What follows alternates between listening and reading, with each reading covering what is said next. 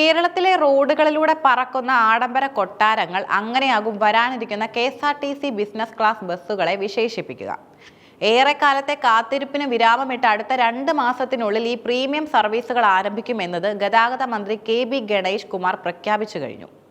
തിരഞ്ഞെടുപ്പ് പെരുമാറ്റച്ചട്ടങ്ങൾ തടസ്സമാകില്ലെന്നും ബസ്സുകൾ എത്തുന്ന മുറയ്ക്ക് സർവീസ് തുടങ്ങുമെന്നും അദ്ദേഹം ഉറപ്പു നൽകുന്നു. കേരളത്തിലെ റോഡുകളിൽ വർദ്ധിച്ചു വരുന്ന വാഹന തിരക്കും സ്വകാര്യ കാറുകളുടെ ഉപയോഗവും കുറയ്ക്കുക എന്ന ലക്ഷ്യത്തോടെയാണ് ഈ പദ്ധതി രൂപകൽപ്പന ചെയ്തിരിക്കുന്നത്. നിലവിൽ ഡോക്ടർമാർ, അഭിഭാഷകർ, IT പ്രൊഫഷണലുകൾ, ഉയർന്ന സർക്കാർ ഉദ്യോഗസ്ഥർ എന്നിവർ ദീർഘദൂര യാത്രകൾക്കായി സ്വന്തം കാറുകളെയാണ് പ്രധാനമായും ആശ്രയിക്കുന്നത്. ഇതിന് കാരണം പൊതുഗതാഗത സംവിധാനങ്ങളിലെ സൗകര്യക്കുറവും സ്വകാര്യതയുടെ അഭാവവുമാണ്.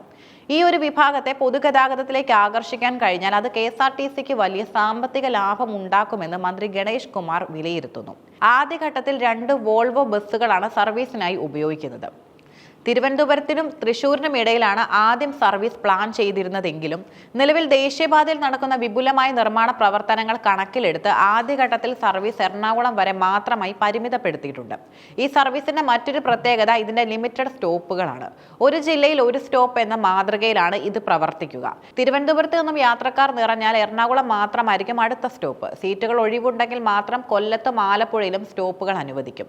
ദേശീയപാത വികസനം പൂർത്തിയാക്കുന്നതോടെ തിരുവനന്തപുരം മുതൽ കൊച്ചി വരെയുള്ള യാത്ര വെറും 3.5 മുതൽ 4 മണിക്കൂർ വരെയായി കുറയ്ക്കാൻ സാധിക്കുമെന്നാണ് ഗതാഗത വകുപ്പിന്റെ കണക്കുകൂട്ടൽ.